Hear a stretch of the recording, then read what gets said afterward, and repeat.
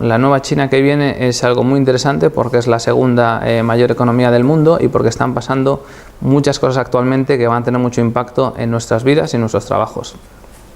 Por ejemplo, en la primera parte lo que hemos hecho es hablar del nuevo modelo de crecimiento de la economía china.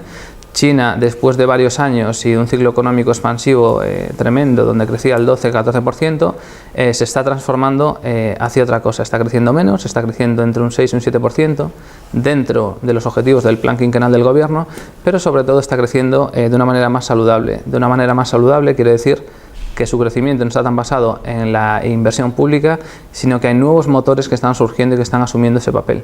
Entre ellos, del lado de la demanda agregada, sería fundamentalmente el consumo privado, y del lado de los sectores, el sector servicios, ¿vale?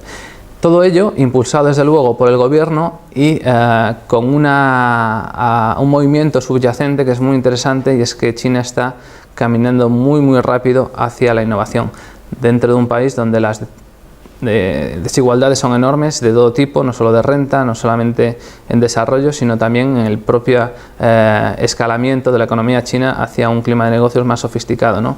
Dejando fuera seguramente lo que sea la China más del interior. En muchas ciudades costeras, Shanghái, Pekín, Hong Kong, Shenzhen, se está produciendo ya diferentes tendencias que apuntan a que la economía china ha escalado rápidamente y que cada vez es una economía con una base más innovadora y una innovación más consolidada, ¿no? Incluso una de las cosas que hemos visto en la clase es que están surgiendo un gran número de startups muy interesantes en China y que ya están compitiendo en capitalización de mercado con las Uber o las Airbnb, etcétera, ¿no?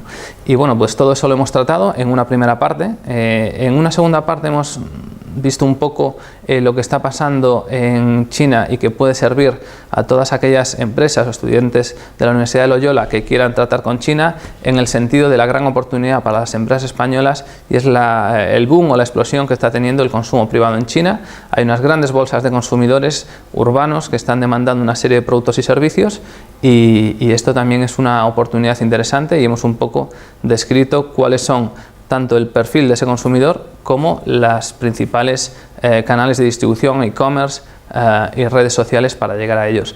Y ya en una tercera parte de la sesión lo que hemos visto es la oleada que está habiendo de inversión china en el mundo. China hasta ahora era una economía muy fuerte en exportación de servicios, era la primera tenedora de reservas del mundo, ¿no? Sobre todo con bonos del Tesoro norteamericano. La segunda en términos de tamaño de mercado, pero lo más interesante ahora de China es que está invirtiendo fuera, está invirtiendo mucho y está invirtiendo de una manera vía adquisiciones muy agresiva, ¿no? Esto está produciendo fundamentalmente en Estados Unidos y en Europa, y con grupos privados, con Fosun, Echanea, Dalian Wanda y otros, que están realizando operaciones de muchísimo volumen, ¿no? Esos super deals que estamos viendo de manera más frecuente, y en sectores que quizás la gente no está muy acostumbrada o quizás no se podría imaginar, pero que están ahí. Están invirtiendo mucho, por ejemplo, en salas de cine, están invirtiendo en clubes de fútbol, están invirtiendo en el sector de videojuegos, etcétera, etcétera, ¿no? Algo que era una realidad impensable, ¿no? Hace 10 años pensábamos en una gran empresa de infraestructuras que vía acuerdo gobierno-gobierno realizaba una operación en un país del África subsahariana. Ese es el patrón de inversión china. Ahora estamos en un patrón totalmente distinto. Dos operaciones, las más destacadas el año pasado en Europa: la compra de la empresa de videojuegos Supercell de Finlandia por 8.600 millones de dólares. Interesante sobre todo porque Tencent, que es la propietaria de WeChat, está desarrollando capacidades vía compra de activos para competir en el mercado local con sus rivales. Es una operación muy interesante.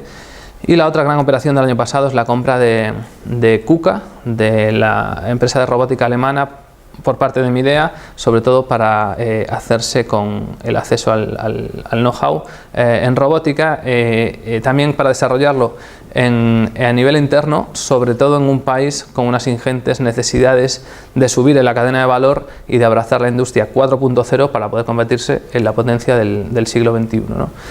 Esta última es una operación con muchísimas ramificaciones que quizás ha creado un punto de inflexión y que ha llevado el debate chino a las instituciones europeas y a los gobiernos europeos en el sentido de que algunos países están viendo amenazada su posición competitiva debido a estas compras de empresas tecnológicas y en particular Alemania, y algo también que hemos comentado en la clase es que en septiembre, en el debate del Estado de la Unión, el comisario europeo Jean-Claude Juncker lo que ha hecho es presentar una propuesta para dotar a las instituciones comunitarias de un mayor